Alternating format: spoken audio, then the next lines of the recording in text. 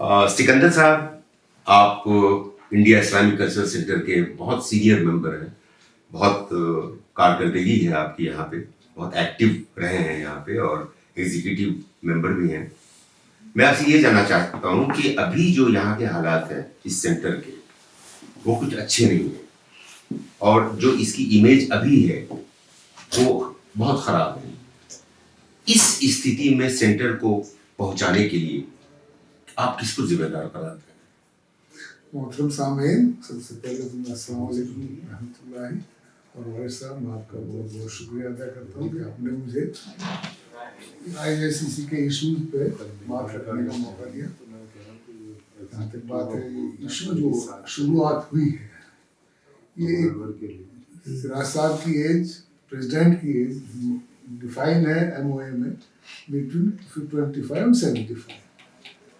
But at the same time उसी class 8 में दूसरा पार्ट ये भी डिफाइन कर रहा है कि कोई भी office bearer, president, vice president, उनका या BOT, उनका ऑफिस नेक्स्ट इलेक्शन का रिजल्ट डिक्लेयर होने तक खाली नहीं होगा। अच्छा, इसके अलावा एक तीसरा पार्ट उसी क्लॉज 8 का ही ये भी है जी कि elections will be persons will be elected for 5 years।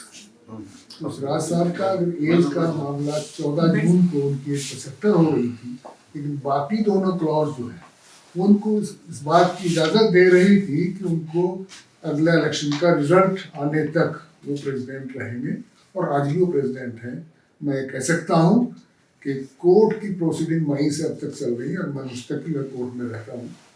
कहीं भी आज तक कोई एक दिखा दें कि सिराज साहब को ये कहा गया हो कि he is no more president. जी, दो वो लोग 6 वोट उन्होंने 14 जून से ही उनको एक्स प्रेसिडेंट कहना शुरू कर दिया था, लेकिन कोर्ट ने आज तक नहीं कहा।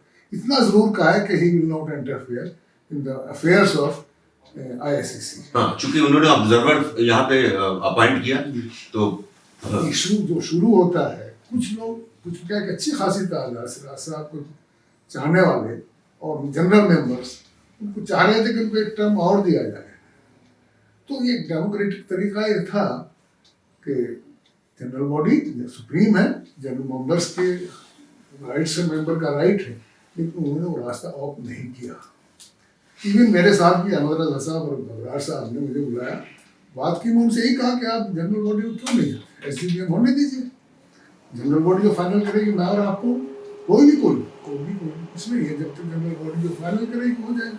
और वहाँ भी 75% की मेजोरिटी से तो वो रास्ता नहीं हो गया। मेरी नज़र में वो मेंबर्स की तौहीन है, मेंबर्स के राइट्स को एनक्रोच किया गया है लोगों ने कोर्ट में। मैं इससे बहुत हर्ट हूँ और कोर्ट के मामले को जिंदगी में पहली बार जब से सेंटर बना कोर्ट में गया ही, तो इससे आज कितना मजरू हुई है सेंटर का अधिकार, कितना मजरू है पूरी दुनिया में, इसकी बारे में चर्चे हो रहे हैं।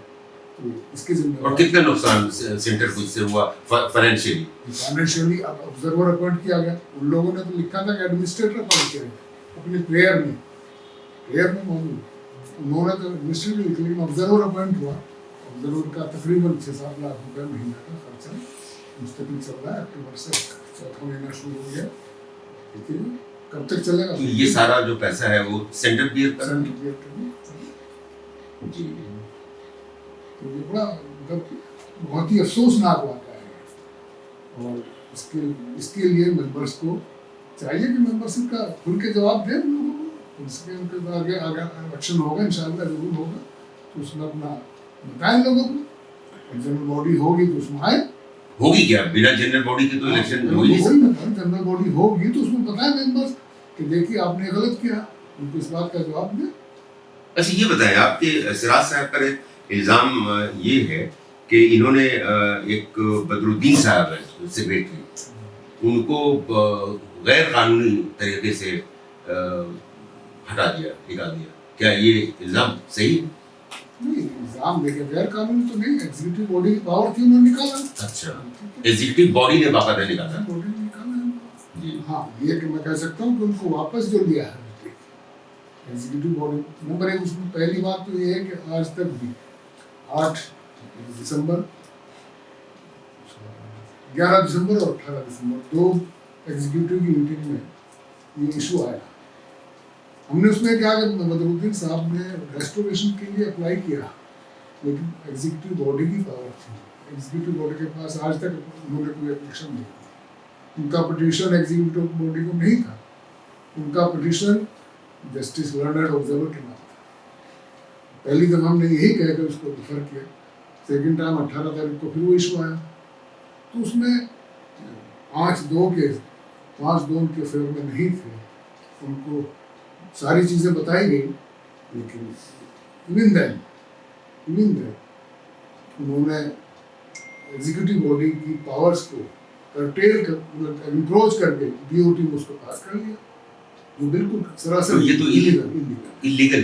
तो उनकी जो मेंबरशिप है वो कम्प्लीटली इलीगल है, जो रेस्टोरेशन वो कम्प्लीटली इलीगल है।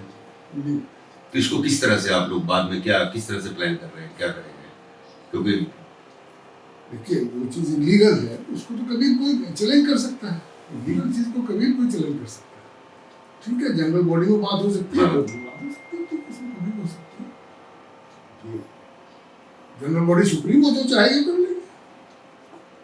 अब आप लोग इलेक्शन की तैयारी कर रहे हैं, इंशाल्लाह, और इलेक्शन से पहले जनरल बॉडी मीटिंग होगी।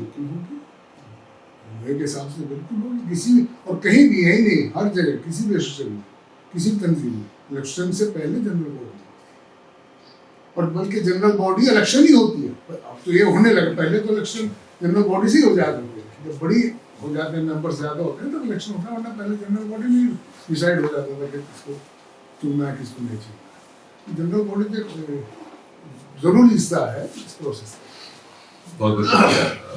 आपने बहुत सारी वो बातें बताई जो अभी तक लोगों को पता नहीं थी। आपका बहुत बहुत शुक्रिया।